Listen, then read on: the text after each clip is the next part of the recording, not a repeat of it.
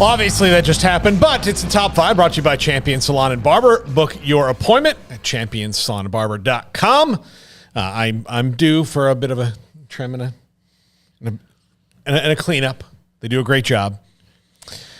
These are the top 5 Bengals from the last time they were in the Super Bowl. Do you have a razor at home where you could try to trim it on your own a little bit? I've tried that, and what happens is you take a gash of it. It gets uneven. Okay. So I just wait till it's time and go.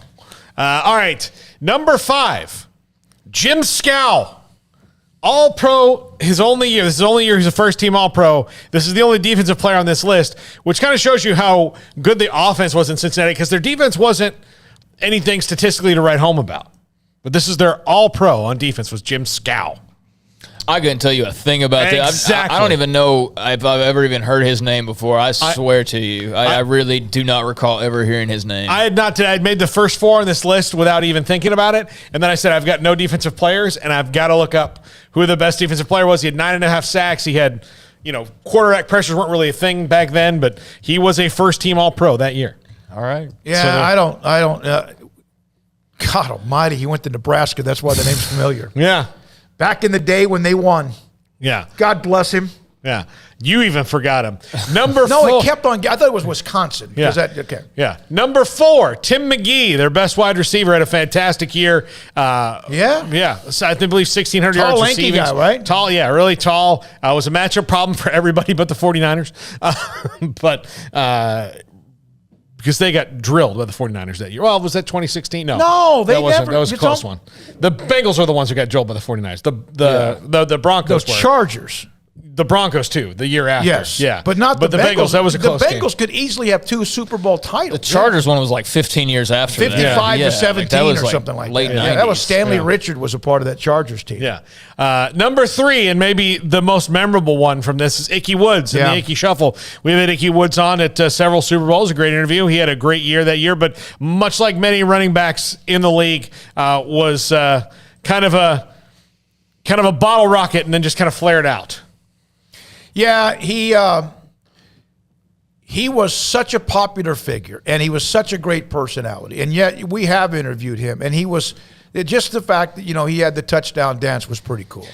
That's why everybody knows him. His rookie year, maybe people in Cincinnati reflect on that fondly, but that was his best year, and he only lasted in the league 4 years. I mean, he wasn't even around that long, but he definitely made an impact with the Super Bowl Shuffle. I mean, that's the Bears, the Iky Shuffle, right? Yeah, yeah, the Iky Shuffle, Super Bowl Shuffle, the Iky Shuffle, and.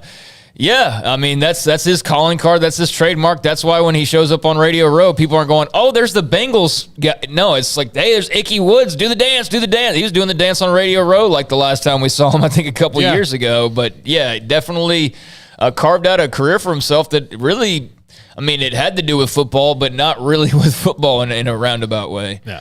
Number 2, Boomer Esiason. This was maybe the last really good quarterback, and Boomer's not a Hall of Famer by any stretch of the imagination, but he was good for a stretch. And this is kind of the gap. It was Boomer, then Andy Dalton was kind of okay, and then now Joe Burrow. So this is the gap.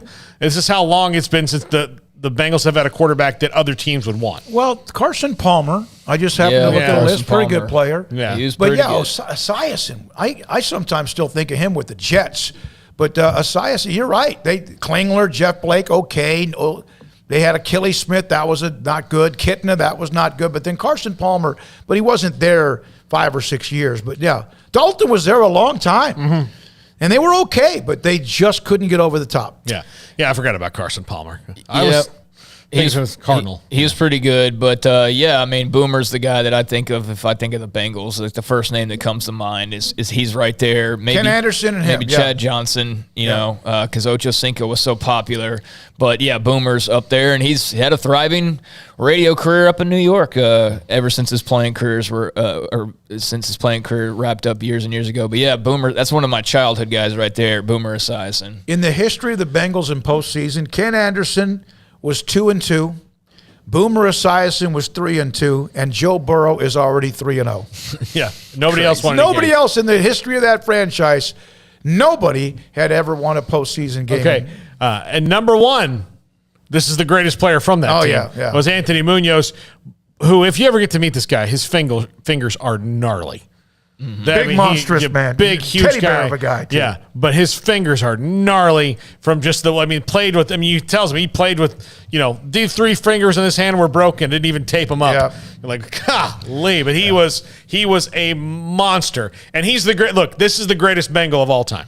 Anthony Munoz is the greatest Bengal of all time, one of the top tackles of all time, but this was the guy. Boomer Esiason probably walks a little bit better than he would normally if not for Anthony Munoz. He's a good dude. Yeah, his hands aren't quite Keith Richards gnarled from all the guitar playing over the years. I saw an interview with him the other day, and his fingers are just out of this world, different than most people's. But, yeah, Munoz, I mean, he's been in the wars, and it shows on his hands, and it shows – I'm sure in the aches and pains he has every morning, but man, he was a fantastic football player, one of the best ever, without a doubt. And yeah, I'd say he's Mr. Bengal. I didn't mention him when I was talking about Boomer and Ojo Cinco, but no, Anthony Munoz, now to think about it, is absolutely up there. Part of that freaking train of great offensive linemen have come out of USC that seemed like it was annually and sometimes more than one. All right,